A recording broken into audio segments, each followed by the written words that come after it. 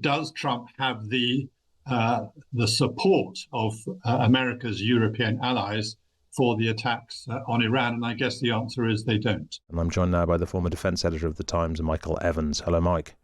Good morning. Look, thanks for being with us. An extraordinary few days in the Middle East. What are you making of it all right now?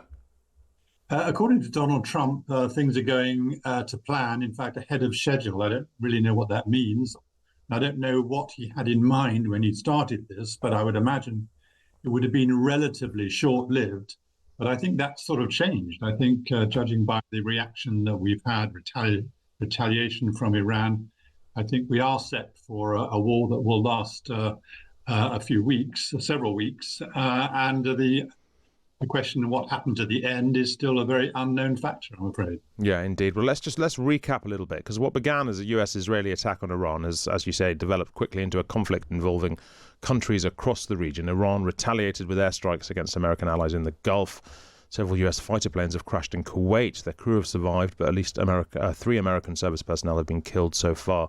This is what President Donald Trump said overnight. As one nation, we grieve for the true American patriots who have made the ultimate sacrifice for our nation, even as we continue the righteous mission for which they gave their lives. We pray for the full recovery of the wounded and send our immense love and eternal gratitude to the families of the fallen. Well, the UK has been treading a very cautious line. Yesterday, the Defence Secretary refused to say whether he supported the US action, and initially the government said America couldn't use British air bases to launch attacks.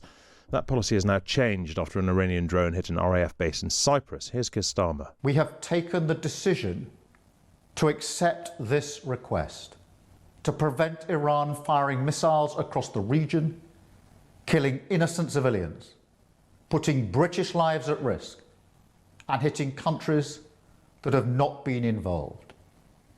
The basis of our decision is the collective self-defence of long-standing friends and allies and protecting British lives. Michael Evans, the extent to which Iran has hit other countries very close to it in the region, from the UAE to elsewhere, is that a surprise? Should that be a surprise?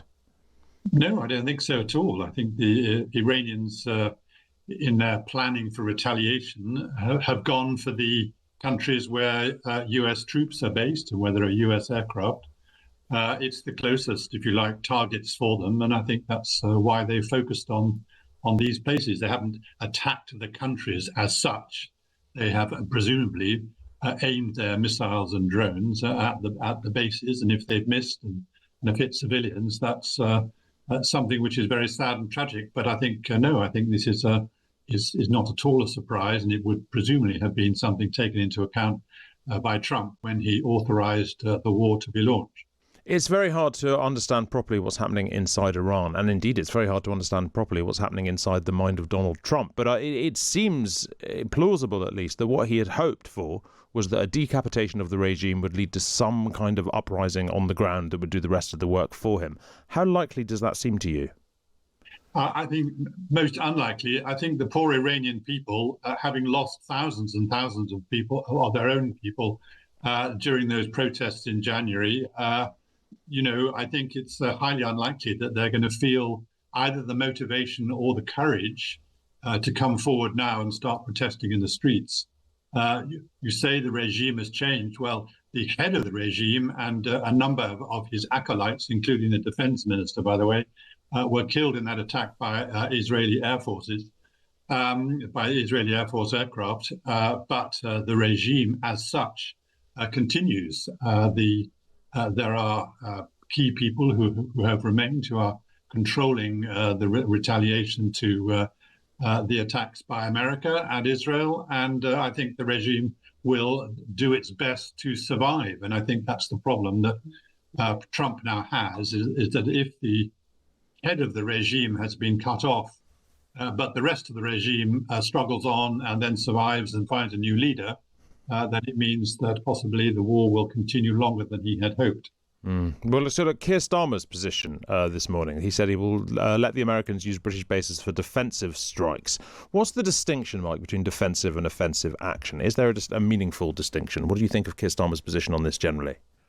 It's certainly in the mind of Keir Starmer and in the mind of his legal advisors, there will be a very keen distinction, and that is that he has allowed or will allow UK bases to be used solely for the purpose of knocking out Iranian missile batteries and launchers, which are the weapon systems being used to target the Gulf states at the moment, and Cyprus as well. So I think it's a very limited sort of approval. It's very Keir Starmer, and I think it means that technically RAF Fairford in Gloucestershire and the base in Diego Garcia will be able to be used, but he will want to make sure that when the American aircraft take off from these bases, they are going solely for the purpose of hitting Iranian missile launches. It's a very keen distinction, and it's one that might get a little bit foggy when the attacks actually happen. I mean, do you think his position thus far has been reasonable? That position of wanting Britain to not be involved in the initial attack because the legality of it is in question, whereas that sort of changes a bit when you're starting to look in a more defensive way. Well, there are two things here. First of all, I don't think there was any suggestion that Britain itself would take part in these attacks. I think it was always going to be an American attack with Israeli attack. So it was a joint American-Israeli operation. I don't think they had in mind that they would draw in European allies. So that said that. But the other point is, does Trump have the support of America's European allies for the attacks on Iran? And I guess the answer is they don't.